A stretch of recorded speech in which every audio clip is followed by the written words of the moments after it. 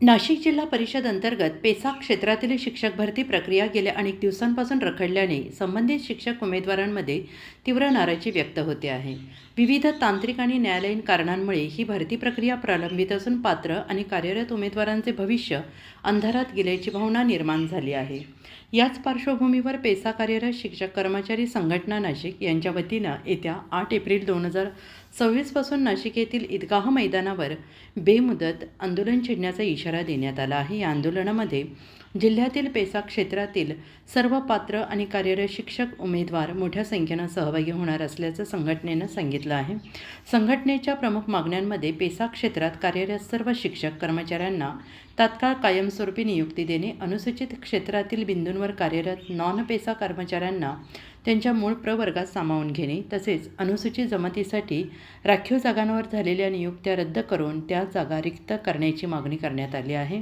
या मागण्यांसाठी यापूर्वीसुद्धा प्रशासनाकडे वारंवार पाठपुरावा करण्यात आला असून कोणतीही ठोस कार्यवाही झालेली नाही अशी खंत संघटनेने व्यक्त केली आहे आणि यामुळे आता आंदोलनाचा मार्ग स्वीकारावा लागत असल्याचं संघटनेच्या पदाधिकाऱ्यांनी स्पष्ट केलं आहे। दरम्यान आंदोलनादरम्यान कायदा आणि सुव्यवस्थेचा प्रश्न निर्माण झाल्यास त्यास शासन आणि प्रशासन जबाबदार राहील असा इशारा संघटनेनं दिला आहे। या आंदोलनाला विविध तालुक्यातील कार्यकर्ते आणि पदाधिकारी उपस्थित राहणार असल्याचं सांगण्यात आलं आहे। आज पेठ तालुक्यातील सर्व तालुक्यातील पदाधिकारी, शिक्षण विभाग आणि सर्व संघटना आणि सर्व कर्मचारी यांच्याशी सुसंवाद साधण्यासाठी मीटिंग आयोजित केली होती। यात पेठ तालुक्यातील सभापती, माजी सभापती, उपसभापती, ग्रामपंचायत सदस्य, सरपंच, तालुका सर्वपक्षीय तालुका अध्यक्ष, पोलीस पाटील, सरपंच, नंतर सेक्रेटरी आणि सर्व तळागाळातील लोकप्रतिनिधी इथे उपस्थित होते। खरं तर पेसा क्षेत्रातील रखडलेल्या भरती प्रक्रियेबाबत आपले आदिवासी बांधव नाशिकला उपोषणासाठी बसलेले आहेत।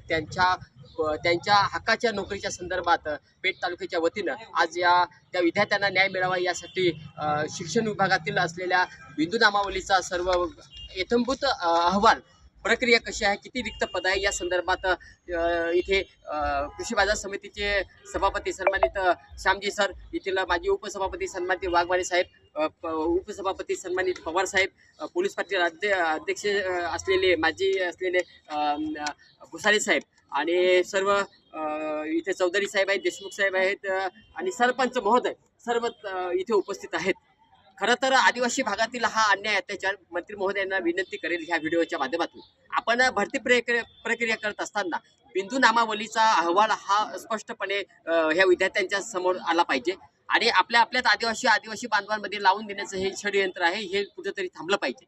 आपल्या बिगर आदिवासी बिंदू नामावलीमध्ये असलेल्या बिगर आदिवासी ज्या जागा आहेत त्या रिक्त करण्यात याव्या आणि त्याच्यामध्ये या दोन्हीही विद्यार्थ्यांना बसून 1054 जागा ज्या आहेत त्या या 1054 जागामध्ये 494 जागा, 468 जागा ह्या पूर्ण भरतात आणि त्यामुळे सरकारने याच्यावरती त्वरित तोडगा काढावा या दृष्टिकोनातून भविष्यातील नियोजन, मोर्चाचं नियोजन कसं असलं पाहिजे या संदर्भात या लोकप्रतिनिधींनी आज बैठक केली आणि त्याचं नियोजन चांगल्या पद्धतीने केलं। मी मनापासून आज पेठ तालुक्याच्या वतीने सर्व लोकप्रतिनिधींच्या वतीनं सर्व आदिवासी बांधवांच्या वतीनं त्या विद्यार्थ्यांना आज शब्द देऊ इच्छितो की आपण त्या विद्यार्थ्यांच्या बरोबर आहोत।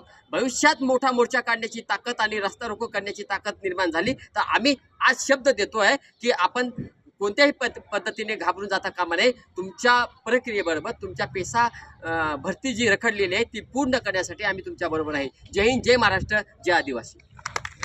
पेसा कार्यरत शिक्षक संघटना, कर्मचारी शिक्षक संघटना यांच्या नियोजन समितीने आज पेठ तालुका या ठिकाणी गट शिक्षण अधिकारी सन्माननीय मोवळे साहेब तथा या ठिकाणी असणारे सगळे जे पदाधिकारी होते, सर्वपक्षीय पदाधिकाऱ्यांना या ठिकाणी बोलवून त्यांची समस्या मांडली, त्यावरती योग्य तो मार्ग काढण्याचं आश्वासन सर्व शिक्षक संघटना त्याचबरोबर या ठिकाणी आलेले सर्वपक्षीय पदाधिकारी यांनी केलेलं आहे आणि सदैव त्यांच्या पाठीमागे राहून त्यांना न्याय मिळवून देण्यासाठी, त्यांच्या न्याय हक्कासाठी आम्ही सदैव कार्य करू अशी ग्वाही देतो।